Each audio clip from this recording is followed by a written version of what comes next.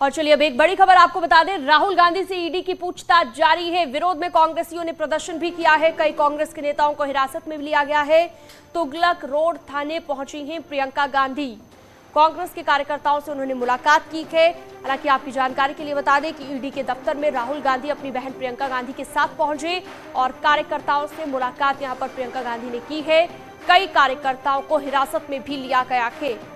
जो रैली करने की इजाजत मांगी गई थी कांग्रेस की ओर से, विरोध जो किया जाना था उसकी इजाजत दिल्ली पुलिस ने नहीं दी थी। ऐसे में अब ईडी से पूछताछ के लिए ईडी दफ्तर में, यानी कि ईडी ने जो पूछताछ करनी है उसके लिए जब कांग्रेस नेता राहुल गांधी पहुंचे ईडी दफ्तर, तो प्रियंका गांधी उनके साथ पहुंची और साथ ही साथ कांग्रेस के नेताओं से, कांग्रेस के कार्यकर्ताओं से मुलाकात करने के दौरान की तस्वीर भी आपको हम दिखा रहे हैं।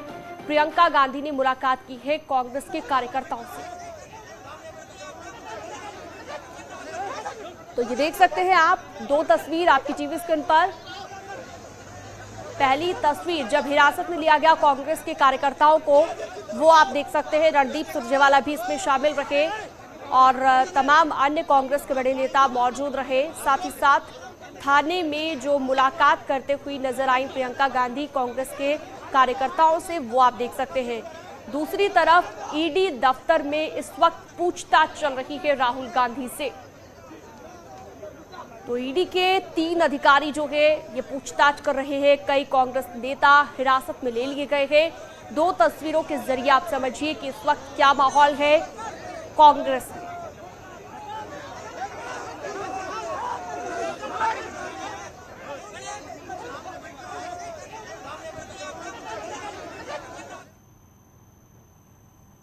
तो वहीं इसी मामले को लेकर केंद्रीय मंत्री स्मृति ईरानी ने कांग्रेस के विरोध प्रदर्शन पर तीखा हमला बोला है। उन्होंने कहा कि कांग्रेस भ्रष्टाचार की समर्थक है।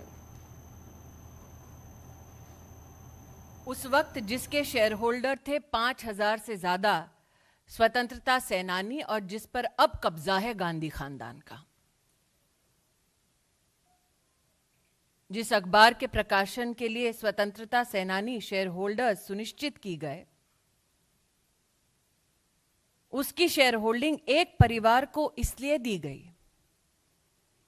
ताकि वो अखबार का प्रकाशन ना करें बल्कि रियल एस्टेट का बिजनेस करें। साल 2008 में इस कंपनी ने अपने ऊपर 90 करोड़ का कर्जा चढ़ा लिया था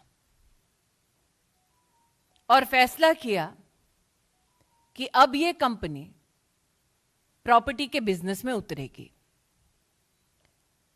साल 2010 5 लाख रुपए से यंग इंडिया लिमिटेड नाम की कंपनी बनाई गई। महासचिव राहुल गांधी डायरेक्टर के रूप में इसमें सम्मिलित हुए। 75% मात्र उनकी हिस्सेदारी थी, बाकी उनकी माताजी के पास, मोतीलाल वोरा जी और ऑस्कर फर्नांडिस जी जैसे नेताओं के पास।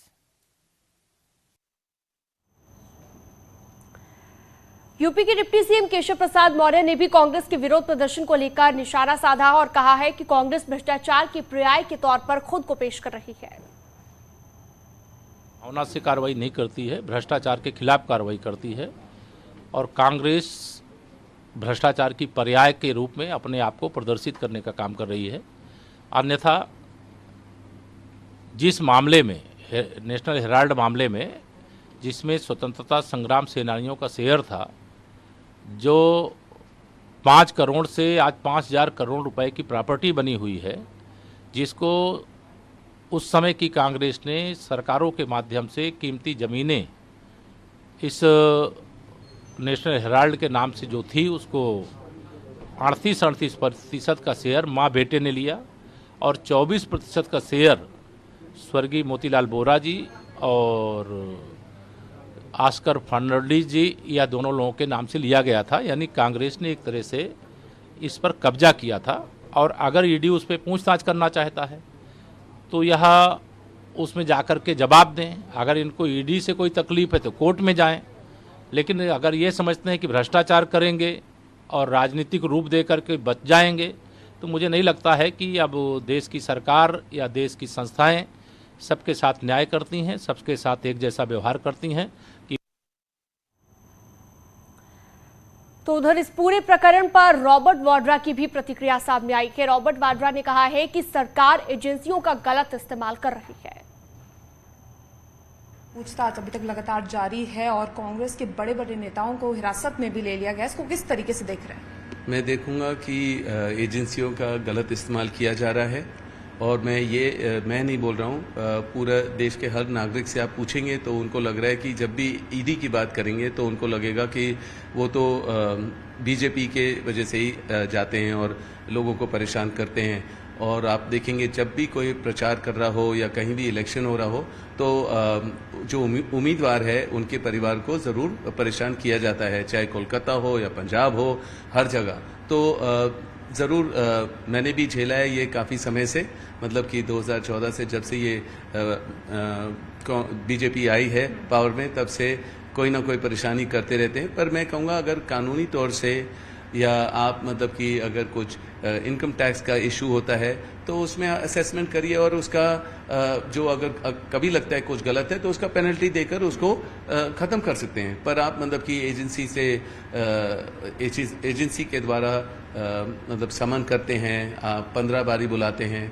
मेरे जो माता जी हैं जो 72 साल 74 साल की उम्र थे, जब 72 साल थे तब वो मतलब उनको बुलाया गया है और मतलब कि उनसे भी उनको समन किया था जयपुर में, तो वहाँ भी गए थे। और मैं कह रहा हूँ कि कोई हद नहीं है, मतलब कि कुछ रोक नहीं है। जब भी किसी को परेशान करना है तो एजेंसियों का इस्तेमाल किया जाता है। पर मैं ये कहूँगा कि राहुल मतलब समझदार हैं और अपने लीडर हैं जो मतलब हर सवाल का जवाब बिल्कुल ढंग से देंगे और हर चीज़ स्पष्ट हो जाएगी। और बिल्कुल मैं उम्मीद करता हूं कि ईडी उनको कुछ समय में फारिग कर देंगे और जो भी उनके क्वेश्चंस हैं उसको वो पूरा करेंगे। बीजेपी की तरफ से लगातार। और चलिए बढ़ते हैं अगली खबर की ओर। राहुल गांधी से ईडी की पूछताछ जारी है और इसके विरोध प्रदर्शन में देहरादून में कांग्रेस के नेता जो प्रदर्शन कर रहे थे उन्हें हिरासत में लिया गया है। नेता विपक्ष यशपाल आर्या, प्रदेश अध्यक्ष करण बाहरा समेत कई नेताओं को पुलिस ने हिरासत में लिया के। आपको बता दें राहुल गांधी से ईडी की पूछताछ के विरोध में देहरादून ईडी के ऑफिस के बाहर कांग्रेस के नेता प्रदर्शन कर रहे हैं और प्रदर्शन के दौरान कई नेता ईडी के दफ्तर के गेट पर चढ़ गए, जमकर नारेबाजी की। ये आप देख रहे हैं न्यूज़ 18 उत्तर प्रदेश उत्तराखंड पर एक्सक्लूसिव तस्वीर,